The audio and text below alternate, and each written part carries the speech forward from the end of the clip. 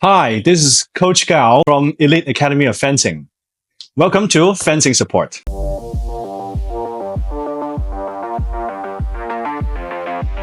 The first question is from Rachel. Does winning a medal at Junior Worlds actually help with getting into a school like Harvard?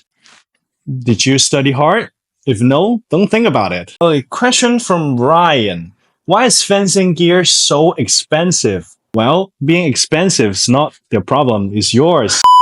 Just kidding. Because fencing gear is expensive because it's specialized in safety and a lot of materials. It's made of a lot of expensive and then rare items and rare elements like the blade and then the jacket. Okay, so it is expensive. Then we have a question from Chen. 1.02 million US dollar prize pool this time. Does FI usually pay less than that? Well, hearing the price makes me want to join. It is a big deal, right? It's really rare to see a competition has such a big pool of the prize. Then we have a question from Park. Not gonna lie, those masks kind of look like a beekeeper hat. It's really rare to see such a description. For the protection level, it is similar, but the thing is, you don't get bee stings. Next question from Lynn. Didn't know fencing had a Hall of Fame. Who was actually in it? Well, in the Hall of Fame, hopefully you'll see me in it later on. So there are some fencers like Aaron Silagi, the Chinese athlete, our women fencer Sun Yiwen, and then American women fencer Li Kaifar is also in it. Then we have Tiffany. Wait, is this really the first time Hong Kong is hosting Worlds? Well, no.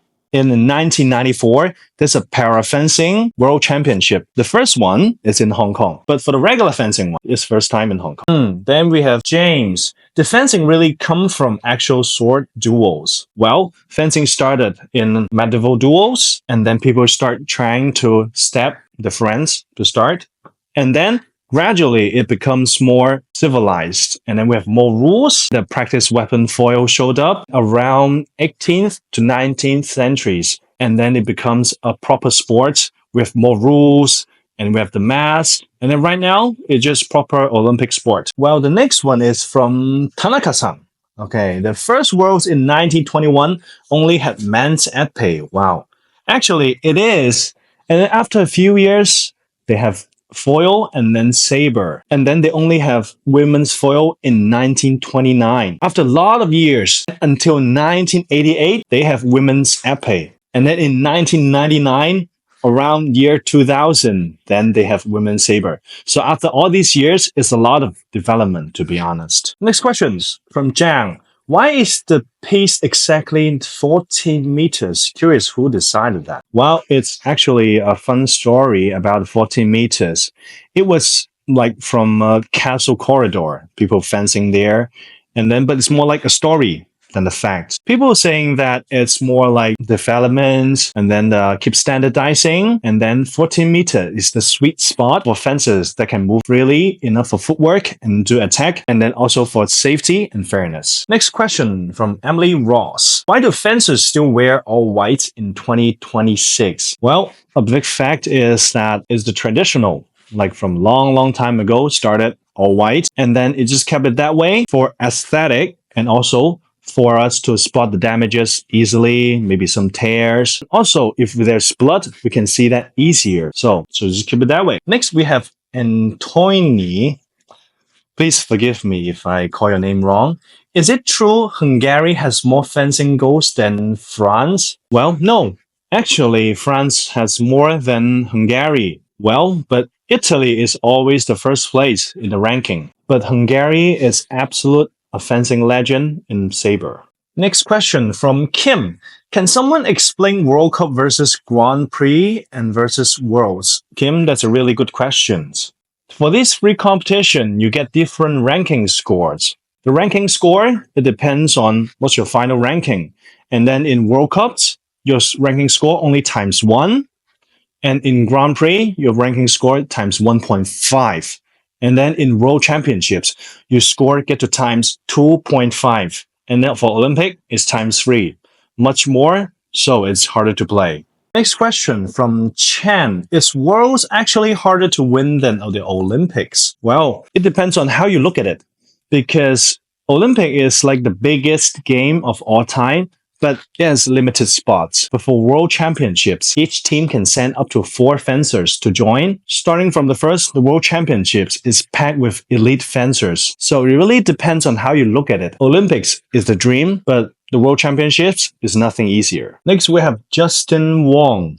So the top 16 skip pools and go straight to 64 bracket. Yes, exactly. That's their privilege. In the World Cup, Grand Prix, and the World Championship, the top 16 ranked fencers go straight to the table. For the rest, they need to go through the pools, preliminary direct elimination, and then try to reach the 33rd to 64th places in the table. So it's a difficult battle. Next question is from Haruto. You lose in the pools and that's it. No revenge?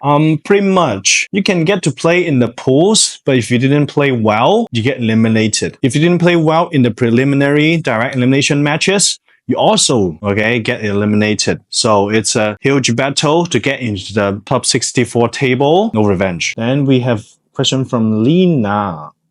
Do points from Worlds actually expire at some point? Well, it's not in that concept because the score, it will refresh after another year of World Championship. So I wouldn't call it's expiring, but after you join another year of event, then the score, it changes. But another fun fact is how you calculate the score for your FIE World Ranking is the recent 5 stops of your World Cups or your satellite events, and then 2 events of the following, maybe your World Championship, Zonal Championship, Grand Prix, or even the Olympics. Next, we have Sophia. Do fencers actually make decent money from this?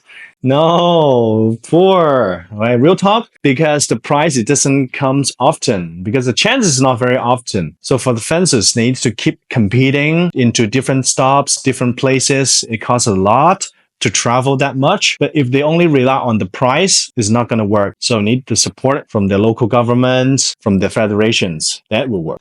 Next question is from Vivian.